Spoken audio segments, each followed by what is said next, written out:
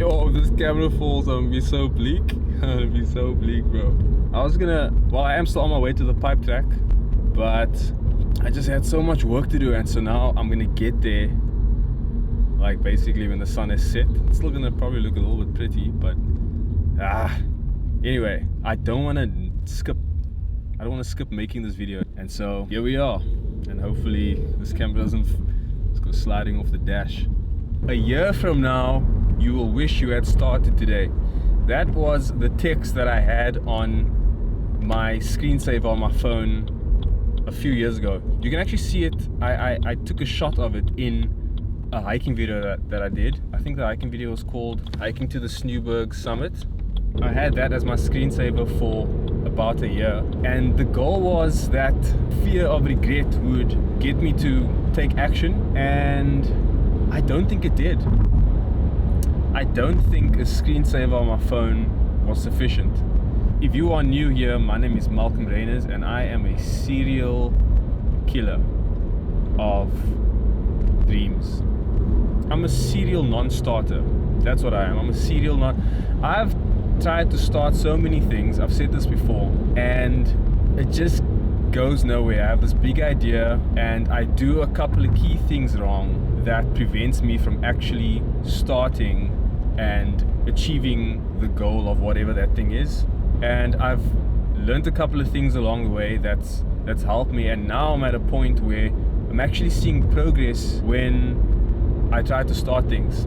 And look, this YouTube channel is 100% a way for me to keep myself accountable. There's few things that I hate more than putting myself out there in a way and I can't deliver on a promise, because I fear that I will look ridiculous. And so yes, this YouTube channel is a way for me to almost make sure that I get certain things done. One of the biggest things I have learned in the past, I would say 5 years, is that if my goal isn't scary, then it probably isn't big enough. And that only happened through achieving one or two goals that I thought were big, but then once I achieved them, I was like, what now? And then I would think back, I realized that at the time when I had these goals or these dreams for my life, they weren't scary. They were big, and they would take a lot of hard work to do, but they weren't scary to the point of potential criticism or humiliation, because it's usually those who have their dreams laughed at or talked down that are the ones dreaming nice big scary dreams. And so what I've done now is I've made myself a nice massive juicy big scary dream. I'm not sure why it's juicy, and I won't share what that big dream is except with a select few, and I'll explain all of this why in a minute. But I will then start setting smaller goals that will help me on my journey to achieving that bigger scarier one. It's at the point now where it's so scary that I'm in two minds as to whether or not I should actually do it. But there are a few ways you can tell that your dream is scary enough, and ways that I believe is helping me and might help other people to start on that journey. My first point is that in big picture goal setting, I'm not obsessing over details, but I'm rather choosing to obsess over my why, as in, why is that a big scary goal for me? I think the reason why this is important is because what I've noticed is that the details always tend to change. If you're trying to progress towards this thing, and the details that you had obsessed over previously then start changing, it's sort of a bit of a downer. Like you start to get demotivated because you see these things that you obsessed over change a lot. But those changes, I'm learning, is a massive part of trying to build something or trying to accomplish something. Things change all the time, and we need to adapt because we're heading into uncharted territory.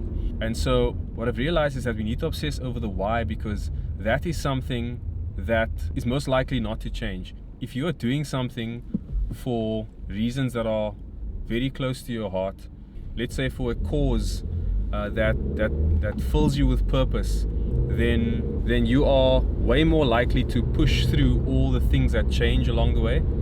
So what I'm trying to do is, whenever I'm trying to set my goals, I always ask myself the question of, is my why compelling enough that no matter how hard things become, no matter how much change comes, that I will stick this thing through, because the details are not important to me, at this point at least, but the why is important to me. And that sort of leads me to my next point, which is, why are you the right person to have this goal, this dream?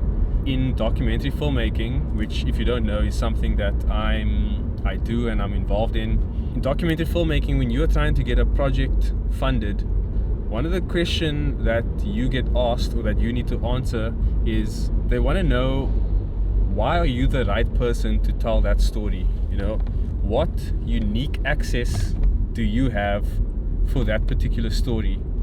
And so I think sometimes we can get caught up in maybe a big, scary, exciting, desirable dream, but maybe it's one that we are not actually meant to fulfill, because it can look cool from the outside, but what unique skill set, what unique placement do we have to be able to achieve that goal?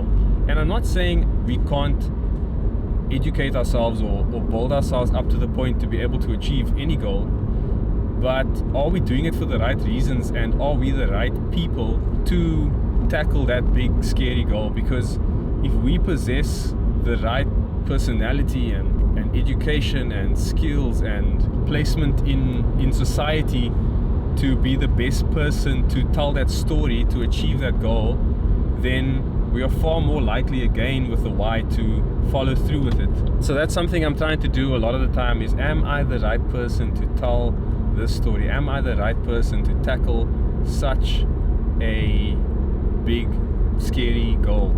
Like in filmmaking, the funder wants to know that they're giving their money to someone that has the highest possible chance to make that story a success and tell that story successfully. And I think it's the same. I think if we want to give ourselves the best possible chance to achieve a big, scary goal, then we need to be really well placed and suited to achieve that goal. And I'm not saying that means have everything lined up and you have everything you need. I'm just saying, are you the right person to achieve that thing? Or is it meant for someone else? Or is it meant for no one? And then the third thing is, this is something I was discussing with my older brother, who's also busy building something quite exciting at the moment. Is we were discussing this concept of a minimum viable product, which is something I've done in the past with a product that I've tried to design. And it's just this idea of, are we taking a small enough baby steps whilst we have that big picture at the back of our minds? We always think, for example, if we always think that we need to take these massive steps in the beginning, but sometimes we just need a minimum viable product to kind of test that this goal that we are working towards is something that, you know, maybe the market needs, or something that we are capable of doing, or something that can work. And so it's so good for us to take the pressure off ourselves, and this is what I'm trying to do, is to just take these small steps and to make sort of these small iterations of the thing I'm trying to achieve, just to see if things are working, if things are lining up. I actually find that it's quite exciting to tackle the making of, or the creating of, a minimum viable product first, before we start trying to accomplish everything in one day, in a sense. And that the saying that Rome wasn't built in a day is true in this scenario, is that we need to take baby steps first, and that makes starting more achievable, and it makes starting less scary, even though the big picture is still scary. Okay, this exposure is getting crazy. There we go. Okay, the fourth thing, this was major for me, is that we shouldn't seek affirmation and the feeling of achievement by telling someone about our big idea, by telling someone about our big plan. This is nothing to do with being scared of people stealing your idea, but apparently there's this thing where we can get so used to the high that you get off of telling someone about your idea and seeing their reaction to what a good idea it is and how excited they are for you, etc., etc., that ends up being enough for you. Like, you end up getting high on that supply, and then you actually don't start. When I heard about this, I think on a YouTube video or something, and I felt so convicted, because I just realized that I have been doing that for so many years. I've just been telling people about my ideas, and I think they were all good ideas because they either fulfilled a need, or they were exciting, or they were big, and then the idea would fall flat from there, because I'd be like, yeah, someone likes my idea, but then I wouldn't do anything about it. So what I'm doing now is I'm making sure that for the big scary one, I don't really tell people about those ones, because I prefer to rather move in silence, and maybe I can chat to some people about the smaller ideas, but the big one I sort of just don't talk about. And it's difficult because you're excited about it, you're passionate about it, whatever, so you want to tell people, but it may be in your best interest to not talk about it at all, at the risk of it being the reason that you actually don't start. And then number five is linked to number 4. Actually, I'm very close to the place where I wanted to walk, so let me just get there and then I'll tell you the last one. We are.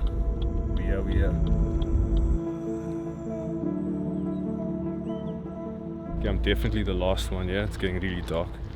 It's like a security guy standing at the start of the trail, like big guns and stuff. I said hi, but he didn't say anything. So I guess he's protecting me.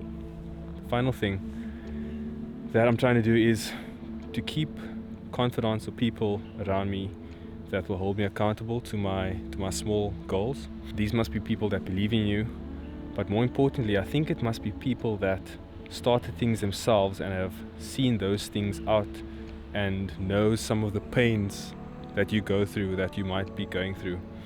This is something that I've really started to do. I said this on a previous video, that you are the average of the 5 people that you spend the most time with, and so I'm really trying to surround myself with people who can encourage me, who can keep me accountable, and most importantly have been down that road themselves. And then you can look forward to being that for someone else once you've achieved some things. But anyway, I'm gonna leave it there. It was a fantastic view. Thank you guys for watching. If you made it this far in the video, I do appreciate you. And yeah, let me know in the comments. Don't let me know your big scary goal in the comments, but let me know if you are starting something that you're excited about. Anyway guys, remember, you have one life, so live today, and I'll catch you in the next one.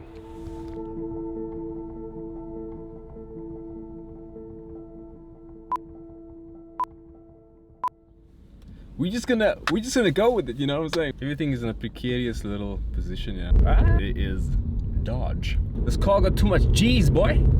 Too many of the G-force, boy. Yeah, boy.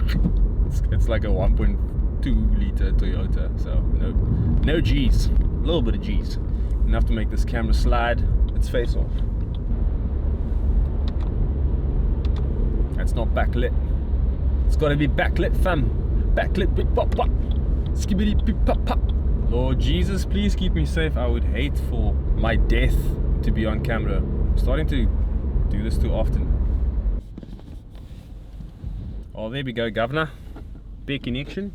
Yo, I really don't want to switch this light on because it just looks ugh. Does not look cinematic.